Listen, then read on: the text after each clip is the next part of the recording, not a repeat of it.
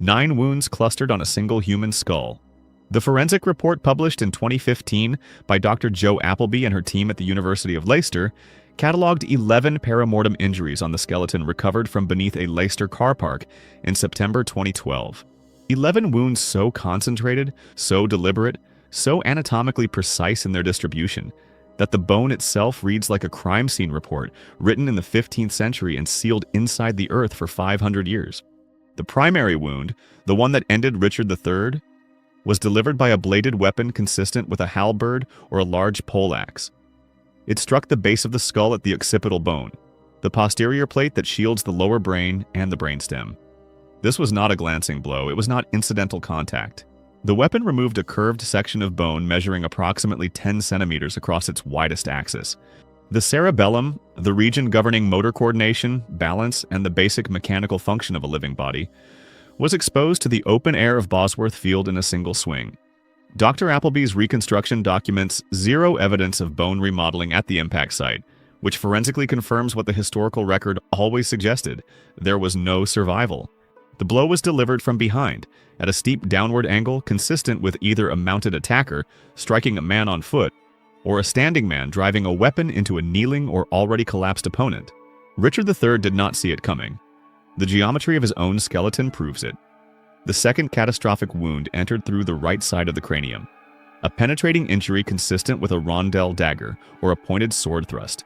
The blade breached the temporal bone and traveled through the cranial vault at an angle that would have transected the right temporal lobe.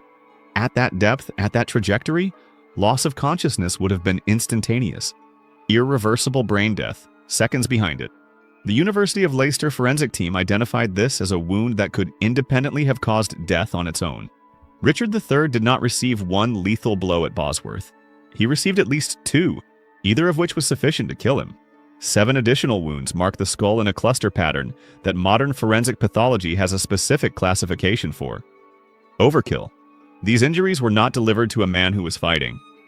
They were delivered to a man who was already dead or actively dying, by attackers who needed the act of killing to mean something beyond the mere fact of it. The bone shows sharp force trauma from multiple weapon types. The thin, clean cuts of bladed edges, the puncture geometry of pointed tips, and the radiating fracture lines consistent with blunt percussive force. Dr. Appleby's analysis concluded that at least 4 distinct instruments made contact with the skull. 4 different weapons. Multiple individuals. This was not a duel. This was not an execution. This was the biological record of a political mob finishing something that the battle had already decided. What makes the forensic report even more damning is the absence of perimortem wounds on the arms and hands. In a combat scenario where a man is fighting, the skeleton almost always records it. Fractures on the radius, cuts on the metacarpals, damage to the phalanges. These are called defensive wounds, and they are one of the most reliable indicators in forensic osteology that a person was conscious and resisting at the moment of attack. Richard III's arms and hands are clean. The reconstruction tells a story of a man who was struck from behind, from above, without warning, by multiple attackers in rapid sequence. The massacre on his skull was not a battle, it was a termination, and 2 wounds remain unaccounted for in the skull.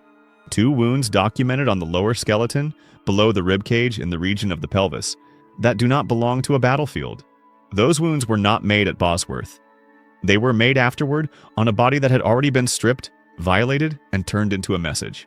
What those injuries tell us about what was done to the corpse of the last Plantagenet king in the hours after his death is a forensic category entirely its own. And it begins not with a weapon, but with a spine. Shakespeare called him a bunch-backed toad. Tudor chroniclers described a withered arm, a shoulder grotesquely deformed, a body so monstrous it announced the corruption of the man inside it. Every word of it was calculated propaganda, and the skeleton of Richard III dismantled it with a single vertebral column. What the University of Leicester team found inside the earth was not a hunchback.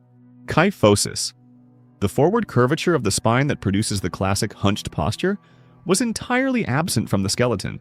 What the bones showed instead was severe idiopathic scoliosis, a lateral, 3-dimensional curvature of the spine in the shape of an elongated S, twisting through the thoracic vertebrae with a Cobb angle measured between 65 and 85 degrees. That is a clinical classification of severe. Not moderate, not cosmetically significant, severe. Dr. Appleby's team published the findings confirming this was a structural deformity that developed during adolescence. Idiopathic meaning no identifiable external cause, no disease, no injury. The spine simply grew wrong, and it grew that way while Richard was still a boy becoming a king. The mechanical consequence of that curvature was specific, and it was permanent. The thoracic S rotation pushed his right shoulder measurably higher than his left, visibly so even beneath clothing, and catastrophically so beneath plate armor. His trunk was compressed and rotated. His rib cage, instead of expanding symmetrically with each breath, was constrained on one side by the geometry of his own skeleton. Forensic biomechanical analysis suggests his functional lung capacity under full armor was significantly reduced. Breathing under physical exertion, under combat stress, in a metal shell that weighed between 15 and 25 kilograms would have been a sustained physiological crisis.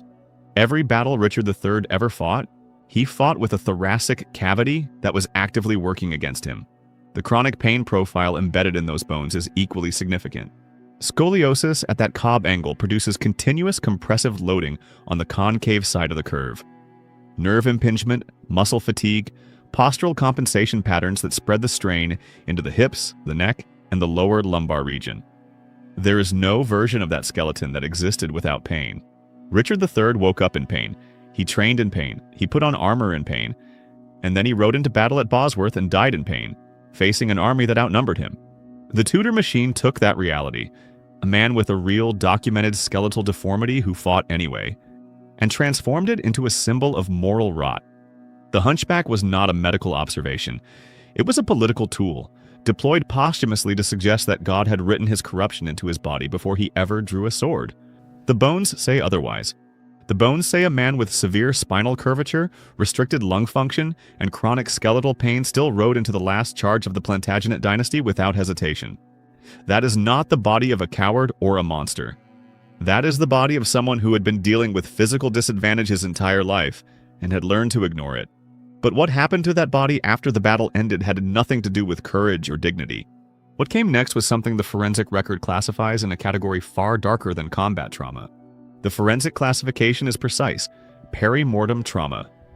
Injuries inflicted at or immediately around the moment of death, close enough in time that the bone had not yet begun biological decomposition, which means the tissue was still present, the body still recognizable, the man still identifiable as the king, who had just lost everything at Bosworth Field. And it is in this forensic window, after Richard III stopped breathing but before his body was in the ground, that the most revealing injuries were made. 2 wounds are documented on the pelvis and the posterior skeletal region. Neither of them is a battlefield injury. The angles are wrong, the depth is wrong, and the anatomical location is wrong for combat. Dr. Appleby's team identified these as sharp force injuries consistent with knife or blade contact delivered to the lower body while the corpse was in a specific position. Face down, posterior exposed, with the body weight distributed across a narrow surface. The forensic reconstruction matches precisely with the historical record that Richard's stripped, unarmored body was thrown across the back of a horse and paraded through the streets of Leicester. The wounds to the pelvis and buttocks are the biological proof of that humiliation. They are not incidental damage from transport. They are stab wounds made into the body of a dead king by people who needed the act to be witnessed. This is what forensic pathology calls a post-mortem symbolic attack. Violence directed at a corpse, not for any practical purpose, but to communicate something to an audience. In modern criminal forensics, this behavioral pattern appears in cases of extreme personal hatred or political terror. The body becomes a message. The wounds become punctuation. What Henry VII's men wrote into the bones of Richard III on that road into Leicester was a statement about power. About who had it, who had lost it, and what happened to those who lost it. The biological degradation evidence supports the timeline further. The skeleton shows no evidence of a prepared burial. No shroud wrapping that would have protected the bone surface. No coffin. Richard III was placed directly into the earth at Greyfriars Church in Leicester, in a grave that forensic analysis confirmed was too short for his body. His head was propped against the wall of the pit at an angle. Even in death, even in burial, the humiliation was structural. The wounds on his skull were made to kill him. The wounds on his pelvis were made to erase him. But neither the killing nor the erasure was the last word. Because 500 years later, the science that rebuilt his face, his spine, and his wounds gave him something no Tudor document ever could: The face that came out of the forensic reconstruction was not what 5 centuries of Tudor portraiture had prepared anyone to see. Forensic artist Caroline Wilkinson at the University of Dundee rebuilt the face of Richard III from the skull, recovered at Leicester using standard craniofacial superimposition and tissue depth mapping, the same methodology used in modern criminal identification. What emerged was a fine-featured man. Young, he was 32 years old at Bosworth, symmetrical in the face. No grotesque asymmetry, no visible malformation above the neck. The monster that Tudor propaganda had been selling since 1485 had no biological basis whatsoever in the skeleton that propaganda was supposedly describing. The arm tells the same story. Shakespeare's withered arm, the deformity that Richard himself supposedly announces in the opening monologue of the play, is absent from the osteological record. There is a slight difference in bone robusticity between the left and right arms, consistent with right-hand dominance and a lifetime of asymmetrical sword training. That is not a withered arm. That is the skeleton of an athlete. The Tudor chroniclers did not exaggerate a real deformity.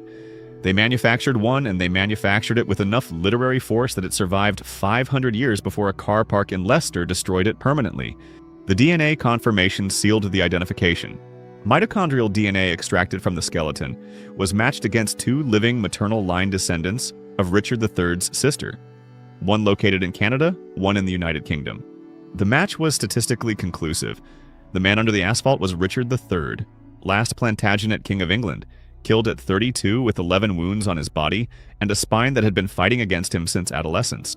His reburial in Leicester Cathedral in March 2015 placed him inside a handcrafted oak coffin with a dense metallic lining, built by Michael Ibsen, a cabinet maker and direct descendant of Richard's sister Anne, who shaped the solid metal box with his own hands, closing a biological and genealogical loop that stretched across 5 centuries. The king who was thrown into an unmarked pit was carried into a cathedral. The science that identified him was the only archive the Tudors could not burn. The scoliosis was real. The wounds were real. The face was real. The monster was not. The biology was the only record the Tudors could not destroy. The skeleton of Richard III is the final verdict on 500 years of manufactured history. If this reconstruction changed how you see Richard III, or made you question how much of what you learned in school was political engineering dressed up as history, then this channel is exactly where you need to stay. Every case we open here is built on forensic data, primary documents, and physical evidence. No mythology, no filler, just the bones and what they prove. Subscribe now so you do not miss the next reconstruction. Because the next case involves a death that official history ruled natural, a skeleton that says otherwise, and a forensic report that has never been properly translated for a modern audience. Drop a comment below with one word. What do you think Richard III actually was, victim or villain? The answer is in the bones, but we want to know where you stand before the science gets to you. And if this video is the kind of forensic history that should exist on this platform, something built on evidence instead of entertainment, hit like. It is the single most direct way to tell the algorithm that this work deserves to reach people who actually want the truth.